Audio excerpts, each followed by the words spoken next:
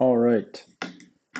So for this vision lesson, I'm going to be walking you through some more relaxation and visualization techniques, as well as I'm going to be talking a little bit about the sort of philosophy behind vision improvement in a more dramatic way for those that have high myopia and believe that they cannot see. And this lesson is going to be a bit more educational than it is going to be practical, but in hopes that the education provided will assist in helping you have faith and believe that you can actually see and that the vision improvement journey is not necessarily linear. In fact, it can be uh, very, very instant improvement. And I'd also like to talk about some stories from myself and from a famous doctor, optometrist, Dr. Jacob Lieberman, and his story. Today, I had just came back from the DMV. I passed the vision test, and that's pretty big after having a corrective lens requirement on my driver's license for the past 10 years. Finally, having a license that does not have any glasses requirement is a relief. I don't have to put glasses in the car in case I get stopped or anything like that. And not only that, but it also proved to me that I can actually see. And I did learn something during my vision test at the DMV. When I first put my head up to the vision goggles that you look through to see the letters in the machine, at first everything was blurry. I couldn't see a single thing, and I was so appalled because I had almost done all this vision improvement and Bates method, and looking through the goggles for the first time, I couldn't see anything. And she said, read line number 5, and I couldn't even tell which line that was. And, it had been a long day, and I've been waiting in line for about an hour and a half at that point to get to this point. So I've been practicing looking at the room, looking at different letters around the room, and verifying that I can actually see everything that I wanted to see and with clarity. But when I put my head up into the goggles, I just couldn't see anything. And I was very surprised. And at first, I actually started to panic. I was like, well, oh man, like I don't have my glasses with me. And I don't know how I'm going to pass this test and get my license because I didn't have my glasses to put on in case they said, hey, you got to put them on or you can't have your driver's license. So I really had no choice, and I felt a little backed up against the wall. And I noticed that when I was looking, sometimes I would be able to see all the letters, but then they'd go away. And I was wondering what's going on. What I realized was that, and this is knowledge that I've known before, but putting it into practice is something that you need to practice. But I'd realized that I'd stopped breathing. And when I took a breath, things would come into clarity, and then I would hold my breath again, trying to read them, and then I wouldn't be able to read them. And so I'd take a breath, I'd see a letter, I'd say the letter perfectly, and then it would get blurry, and I'd be like, oh crap, I'm panicking, and I'd just spiral into more panic and more blur. And then the lady, who was very nice, she was very patient with me. She asked me what letters I was reading. She didn't say anything to rush me or anything like that.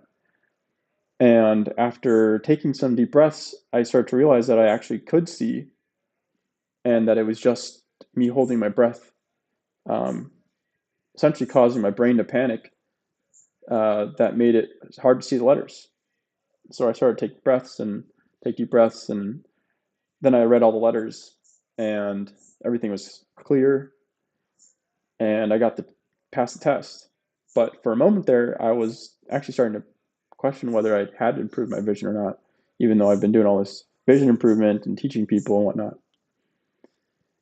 And this Reminds me of a story from Dr. Jacob Lieberman's book, Take Off Your Glasses and See. And essentially, his story is similar. He had worn glasses, negative, I think -5, really high prescriptions, possibly -10, actually. I don't quite remember. But he basically couldn't read 2 over 200 or 20 over 200. And one day he decided to take off his glasses, and he immediately reached for his glasses again after seeing blur, because it was like a safety. It's like you you're so reliant on them, you feel you need to put them on to see anything, that he quickly reached for them and put them back on. But then he started to realize in a few other instances where he took off his glasses that he was actually feeling a little bit better. And one day he decided to take his glasses off completely, and he looked up at the eye chart, and all of a sudden everything was crystal clear, which was great. He flipped through a few different charts, but and they were all different random letters that he'd never seen before, and he was able to read the bottom line, 2016, I believe, all the way from a 22 over 200 prescription, visual acuity with his glasses. And he was very surprised by that. However, after measuring himself on the subjective uh, tests, which essentially is the test that you do when you sit down and the doctor asks you one or two, does this look better? Does that look better? He found that his prescription was the exact same. And even me, sometimes I can put on my glasses and I can see properly. And then I can take off my glasses and also see properly. And one thing that the doctor discovered is that your prescription, at least what the we've been led to believe, is static. And in my experience, and Dr. Jacob Lieberman's experience, when you put on your glasses, your brain actually remembers how to strain to see through those lenses. And that's why whenever you go to the optometrist, sometimes you put on some new prescription, even though it could be less than your current one or more than your current one. It might feel too strong or might give you a headache or whatnot. And the optometrist will tell you, well, that's your brain getting used to it, which is really just a term for your brain adjusting to a prescription that isn't something that you're used to. And after a while of wearing those prescriptions, your brain sort of remembers what it's like to see through the glasses, and putting them on every day, you remember quickly how to adjust your eyes in order to see properly. So what I encourage a lot of you to do is to take off your glasses and try to go as much as possible without them. And at the very least, find an optometrist that is willing to give you a prescription that is lower than your current one. And one thing you have to keep in mind is that when you are looking at the eye chart and you still see everything blurry, there is a huge portion of that time where you're looking at the eye chart that your brain is using its memorized habits of how to use your eye to continue having you see in that blurry way. And that brain eye connection that leads your brain to continue to see things blurry is actually more complex than we understand. But what we do know is that it is fully controlled. Your vision is fully controlled by your brain. Of course, unless you don't have eyeballs, or there's something blocking your view, or there's something very wrong with your eyes, which for 99% of people is not the case. It's your brain that controls what you see. And despite your prescription being higher, your brain might still be able to interpret the image if it wants to. And want sounds like, okay, why would anyone want to have bad vision? All of us are here because we want to have better vision. But one thing you need to keep in mind is that this perception of what you're seeing is mostly brain related and not eye related, which is actually something I thought was the case when I first started doing vision improvement, where, okay, well, the optics of your brain or optics of your eye would make it impossible for you to see properly, when in fact it's not the case. You can see even if you, for example, have an elongated eye or whatnot. And it calls into question the entire field of optometry and measurement, where the measurements of the eye are done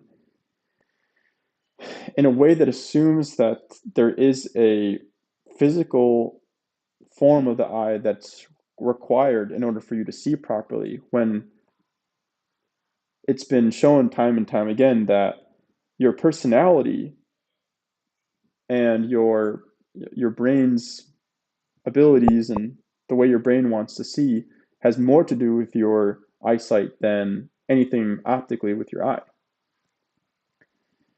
And this has been quite hard for me to really grasp until very recently after reading Dr. Jacob Lieberman's book. And Dr. Jacob Lieberman does reference Dr. Bates' relaxation and all these other things, and adds on to it in saying that the main mechanism, the reason why people do palming and sunning and all these other things, is to relax not just your eyes, but your brain. And so today I had posted in the Discord chat that I had fixed my eyesight, my left eye. And right before that, I had been sort of in a down mood of, okay, my left eye, it's been hard for me to see true permanent improvement. However, that day, after I woke up, I was looking at the eye chart. It was still about the same blur I'd usually see with my left eye. And then at some point, because of the spring season here, I had the allergic reaction of sneezing. And after I sneezed and looked at the eye chart, I noticed that I could see every letter as black and crystal clear as I could with glasses. And of course, it went away after a bit, but I wasn't just going to let it fade away, because I felt that uh, right after I had sneezed, I looked at the chart without making any assumptions on how I was supposed to use my eyeball. It was as if I had sort of reset all of my usual habits of seeing and just let my eyes see. In that sense, I did not try to sort of uh, apply my old habits onto my eye, and I just sort of let my eye see without any judgment of what I was looking at. I know this sounds super soft, or not, okay, you should be doing exercises and whatnot, but what I'm trying to say here is that um, that experience kind of confirmed for me that there was a little bit more to seeing than the shape of my eyeball. Because um, right after I sneezed and that perfect clarity came and it went away, I stood there again and I said, well, what if I just stop trying to see with my left eye, and I just let it look? And lo and behold, I was able to see just as clearly after doing that with my left eye, and I was able to see for many, many minutes, just complete clarity of the eye chart from the 20/20 distance equivalent. And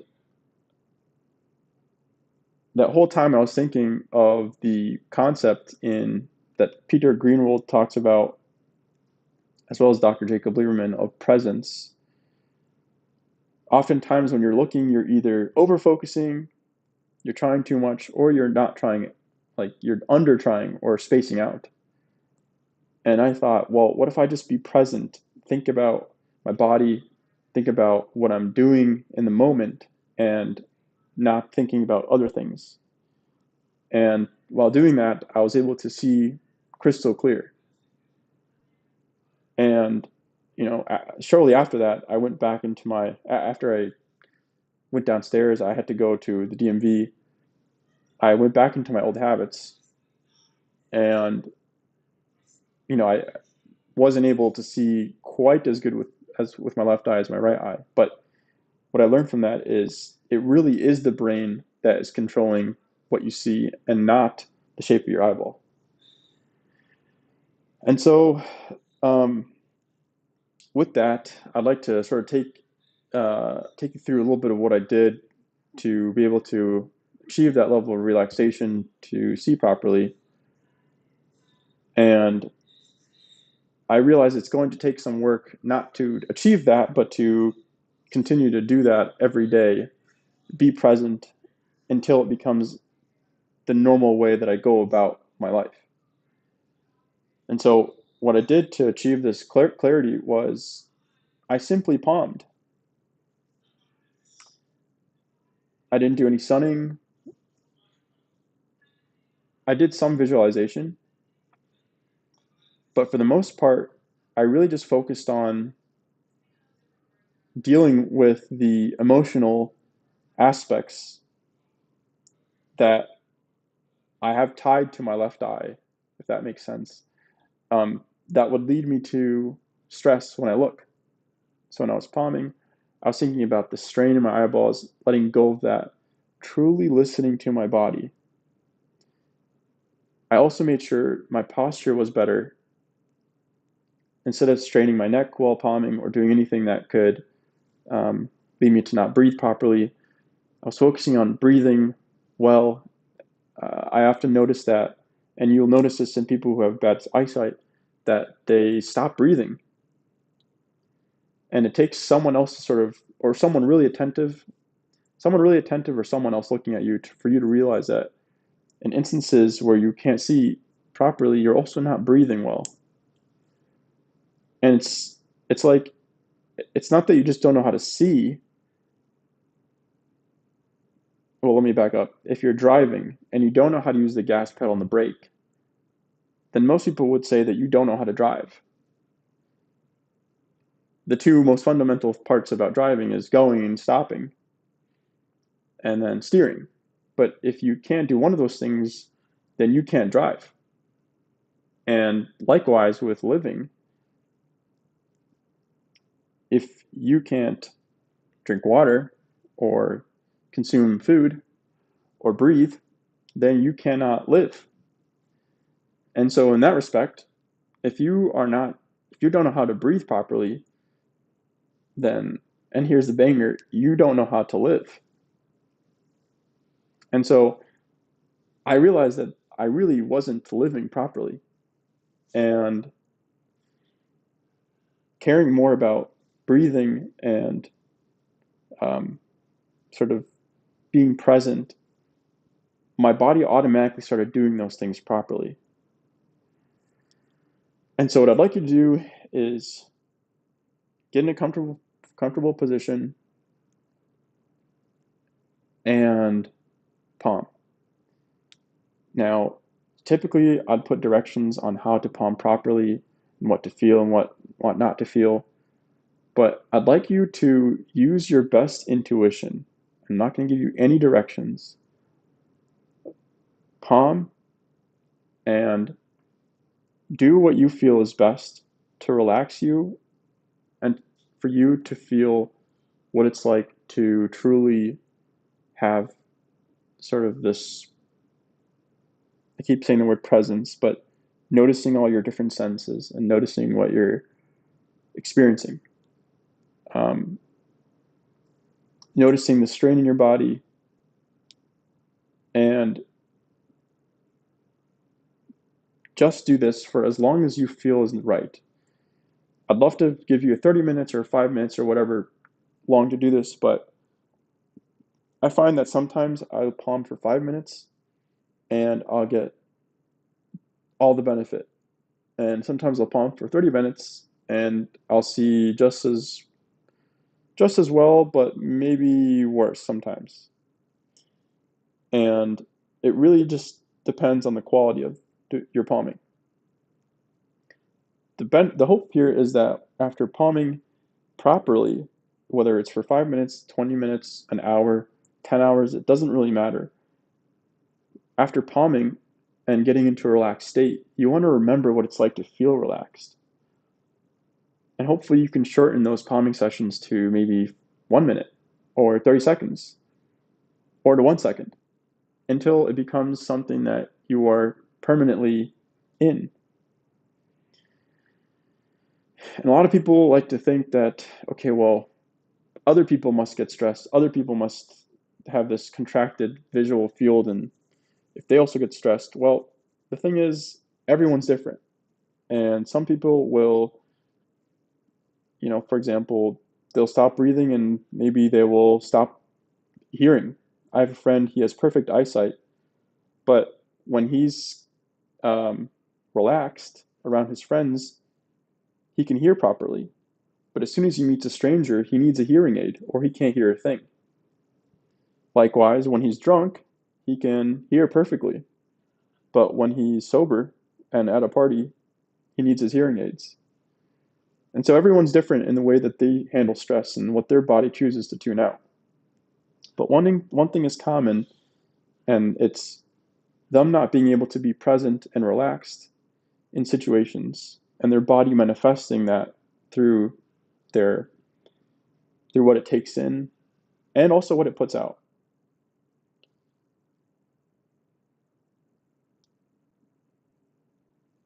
One other thing I'd like to leave you with is your ability to perceive clearly isn't the only measure of vision that is important. You have your peripheral vision, your sense of movement, depth perception, color, ability to focus, near and far. These are all things that we don't really talk about very much. But, and I'm sure many of you listen to this are already telling me, well, Jad, I'm only here to improve my visual acuity, and I hope those things will come, but that's most important for me right now, which I understand. But by noticing that these things will also improve when you're more present, you'll feel the need to want to improve your general presence more, because now you'll be functioning normally in all the ways and not just visual acuity. So try to palm with purpose today, whether it's for 5 minutes or 1 minute or 10 minutes, and really look for that presence. And just leaving you with one last thing, all the different patients that Dr. Lieberman treats, within 24 hours of the palming and the different eye meditations that we've already talked about with Bates, like the sunning and the relaxation methods, within 24 hours of taking off their glasses, breathing, blinking properly, are able to increase their visual acuity to levels that would pass any DMV test, even from 20 over 200. And so I'd like to leave you with some of these inspirational some of this inspirational stories so that you can understand that when you're doing the when you're doing when you're present and relaxed and doing things right, you will notice quickly. But when you're not doing those things right, uh, you'll also notice that you're not doing them right because your body will tell you through your ability to see or hear or see focus better. Oh, and one last thing: when you are present, when you are relaxed, you can recall information like crazy. For example, if someone tells you something, hey, remember what happened here, what the name of this was, and it's on your tip of your tongue and tip of your tongue, tip of your tongue, and you can't quite get it. And the more you try, the further it seems to get from the tip of your tongue. And then when you relax, all of a sudden it comes to you with no effort. That same feeling is what it's like to have good vision, where you're trying to see, trying to see, trying to see. All of a sudden you stop trying to see because you give up or whatever it is, which sounds bad, but actually is a good thing here. Giving up on trying to see, um, unless you put your glasses on, don't do that. As soon as you sort of stop trying, all of a sudden everything comes into clarity. Or as soon as you stop trying to remember the thing that you want to remember, oh, I remember now. It's the same thing with vision. So try your best to embody this and over the next few days, do these exercises or don't do them, but notice what your body is trying to tell you and try your best to be in that relaxed, non strained state, not just in your eyes, but all over your body, and it will help you see better.